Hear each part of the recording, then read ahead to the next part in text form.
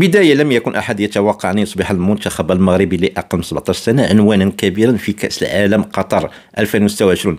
لكن ما حدث أمام مالي في دور 16 يؤكد أن هذا الجيل يملك شخصية واضحة وقدرة على تجاوز الضغوط مهما كانت. المباراة لم تكن سهلة على الإطلاق، وخصم مثل مالي لم يأتي إلى الملعب من أجل المشاركة فقط، بل جاء بثقة فريق سبق أن أقصى المغرب في نسخة سابقة من نفس البطولة. دخل الماليون المواجهة بمعنويات عالية وبطموح إعادة نفس السيناريو، لكن المفاجأة كانت في الصلابة المغربية هذه المرة. منتخب دخل بروح مختلفة تماما، بروح فريق عاد من بعيد، فالكل يتذكر أن المغرب لم يتأهل بسهولة من دور المجموعات، بل مر كأحد أفضل التوالت.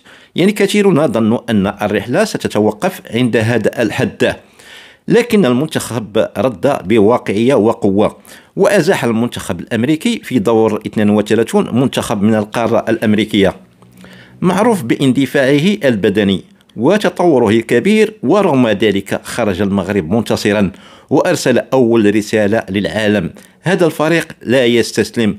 ثم جاءت مواجهة منتخب مالي، مواجهة بين مدرستين وبين منتخبين يعرفان بعضهم جيدا. الماليون حاولوا منذ البداية فرض الإيقاع مستغلين القوة والسرعة، لكن المنتخب المغربي كان أكثر تنظيما وأكثر هدوءا، وكأنه تعلم من كل لحظة صعبة عاشها في الأدوار السابقة. ومع تقدم الدقائق بدأ المشاهد يدرك أن المغرب لا يلعب فقط من أجل التأهل فقط، بل من أجل كتابة فصل جديد في مسار الكرة المغربية. عندما جاء الهدف المغربي تغير كل شيء. المباراة اشتعلت والمنتخب المالي ضغط بكل ما يملك، لكن الثقة المغربية كانت واضحة جدا. لحظات التوتر كانت كثيرة والقلوب كانت معلقة حتى آخر دقيقة، لكن النهاية كانت كما تمناها الجمهور المغربي: تأهل مستحق جديد بأن المغرب حاضر بقوة في هذه النسخة.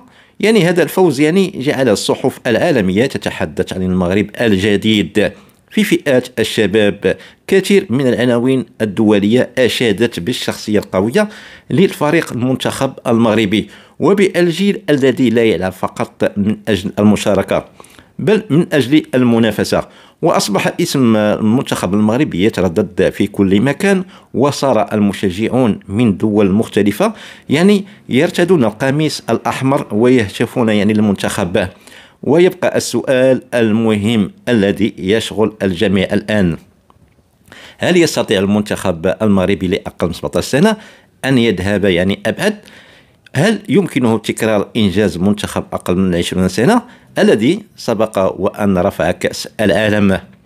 إذن السؤال مطروح والجواب سيكون من داخل الملعب. اكتبوا آراءكم واقتراحاتكم في التعليقات. هل ترون أن المنتخب المغربي قادر على الوصول للنهاية وربما حمل اللقب العالمي مرة أخرى؟ ولم لا؟ كنتم مع قناة موجز مغربي، وإن كنتم من محبي المنتخب المغربي فهذه قناتكم. لا تنسوا دعم الفيديو بزر الإعجاب والاشتراك في القناة لتصلكم كل جديد من فيديوهاتنا القادمة.